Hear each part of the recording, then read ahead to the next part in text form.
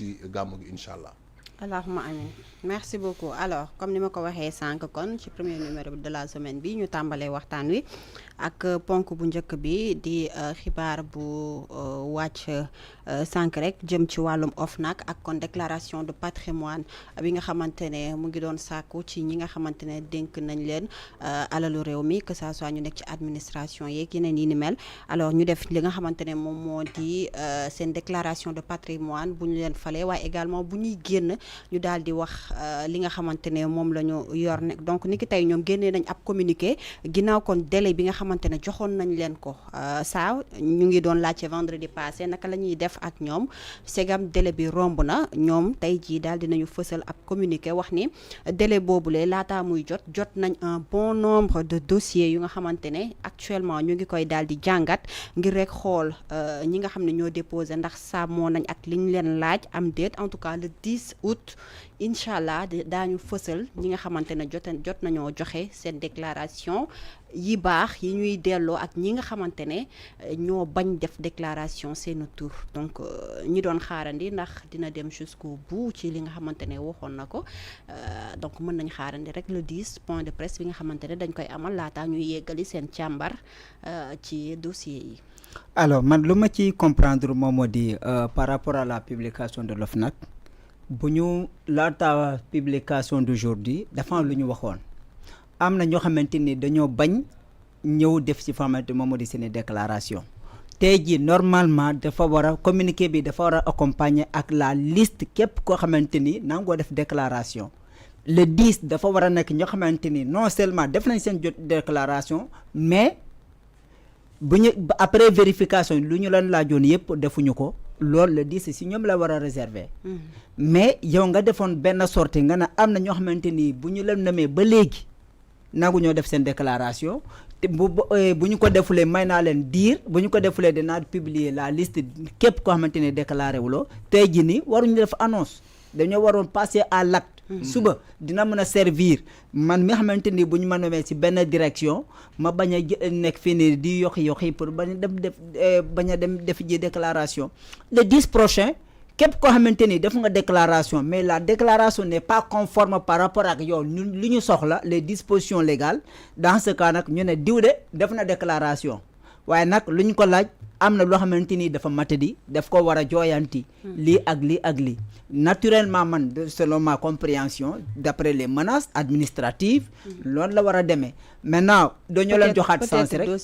dossier yi ñoo bari mënuñoo càmbarandoo lépp non xam nga administration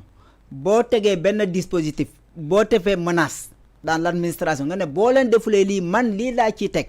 toutes les conséquences qui doivent être accompagnées yow tamit jëlal see matuwaay boo fekkee ne jëloo see matuwaay ba mu mat sëkk nga bëgg a désormais ñeneen ñi nañu ñëw mu nekk dans le tintamarre loolu amul sens li ci am sens moom moo di lu ci am solo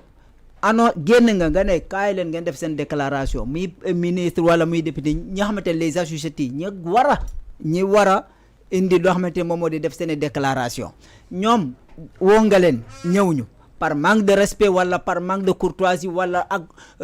par méfiance à la République dans ce cas ne leen je vous donne tel délai boobu boo leen ko defulee à la kulli xale arrivé à terme je publie vague ña xamante ni ñoom ñoo def seen déclaration képp ku ko deful nag le reste là je me préoccupe pas vous allez da ngeen a dem layoo ak la justice maintenant ñun dinañ génne ne diw moo bañ maintenant la société fera l'opinion fera son jugement parce que les hommes politiques ragal ñu justice de les hommes politiques ragal ñu kaso de lu ñu ragal moom moo di l'opinion publique maanaam la condamnation de l'opinion loolu la ñu gën a ragal mais du ko kaso ngay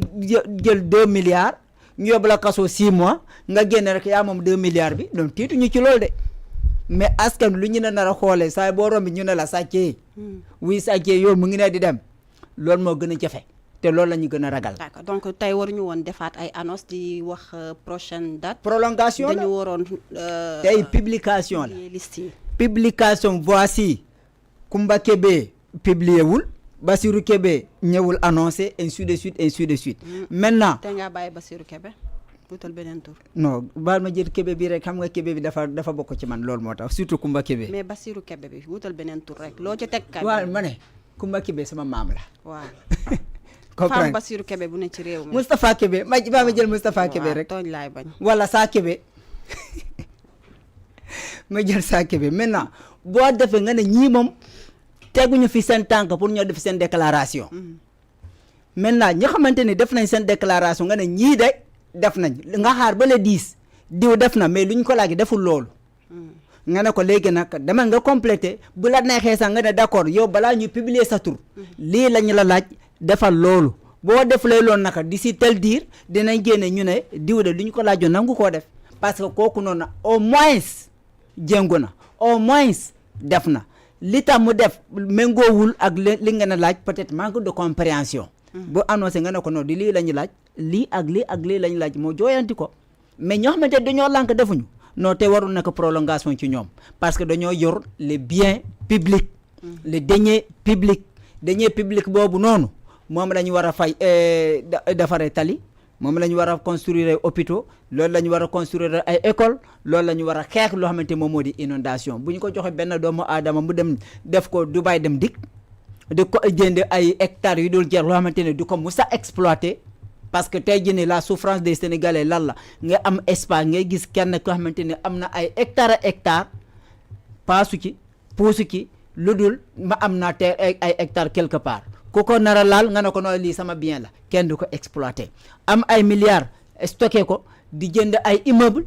jël benn vigile di ko fay 80 000 francs fayoo impôt paasoo puusoo askanu Sénégal di gën a sonn yow ngay bànneexu loolu la ñu ne il faut être contre à ça parce que gis nañu sous le temps de Macky Sall ñoo xamante ne dañoo xaar ba le 24 mars saa waaye daanu na rek daw di ñàkk tooy xeeb ñu ne dañoo def ci seen déclaration ça n'a pas de sens madame Sow. très bien Diagne naka nga gisee communiqué bi nga xamante ne OFNAC génne woon na ko ni ki tey te ñu doon xaarandi kon mu daal di publier liste bi segam joxe woon na date ngeen baal ma date boo xamante ne waxoon na ni bu ñu ko passé dafay daal di publier liste ñi nga xam ne dañoo bañ a ñëw def seen déclaration de patrimoine. waaw loolu c'est une question très importante. dans la mesure où ki nga xamante moom lañu dénk OFNAC le magistrat Moustapha Ka tàmbaleen def liggéey bu am solo ba mu egg à terme. maintenant dans un pays dafa am lu nga xamante ne si ñun ñëpp dañ ci war a bàyyi xel mooy que ne déclaration de patrimoine c'est obligatoire parce que bu ñu lay dénk àllu askan bi jox la ay poste da nga am droit ñëw wax li nga am lii ak lii ak lii am naa lii ëllëg boo demee bay génn ñu mën a saytu ba xam yow li nga am li nga doon liggéey ba xam yelloo na ak bi ngay génn li nga am kon yaakaar naa ne ñëpp war a taxaw ci def déclaration de patrimoine nu mu waree d'autant plus que le président de la République keroog bu mu jëlee réew mi muy le président du parti Kiraay dafa ñëw def déclaration de patrimoine kon yaakaar naa ne à plus forte raison que amul kenn ko nga xam ne war na laa dénk mbiru askan bi ba mu toll fii tey ñu dem ba ñuy def rallonge de 10 jours pour permettre ñoom ñu mën a déclarer seen patrimoine mais je pense que am na ay mécanismes yu ñu jël et y aura des sanctions naturellement parce que dañoo jàpp dans un pays pour ñu mën a jubbanti yaakaar naa loolu la président wane moom mi nga xamante ni moom mooy njiitu réew mi def déclaration de patrimoine à la rentrée te incha allah rabbi buy génn à 2034 dina def déclaration de patrimoine. mais ñeneen ñi nga xam ne ñoo ngi ci administration bi lan nga jàpp ni moo waral ñu bañ a dem defi ji li nga xamante ne mooy seen déclaration parce que loolu peut-être mun na nekk sur plusieurs facteurs. parce que je pense que ni man lu ma comprendre parce que c'est pas la première fois le magistrat génn waxoon waxu déclaration de patrimoine peut-être xëy na dañoo bañ a def man loolu laa ko mën a jàppee. pourquoi ñu bañ a def surtout ci régime boo xam ne dañu diggee woon bonne gouvernance dañu diggee woon transparence ak i ni mel. waaw mais xam nga loolu yëpp dañ ci bëgg a génnaat. non du bañ a génnaat parce que c'est obligatoire c'est une obligation loolu c'est une charte réew mi moo ne booy dugg ñu lay jox poste da nga war a ñëw def sa déclaration comme booy génn maintenant y aura des sanctions parce que sanctions yi c'est des peines d'emprisonnement boo ko bañ a def kon yaakaar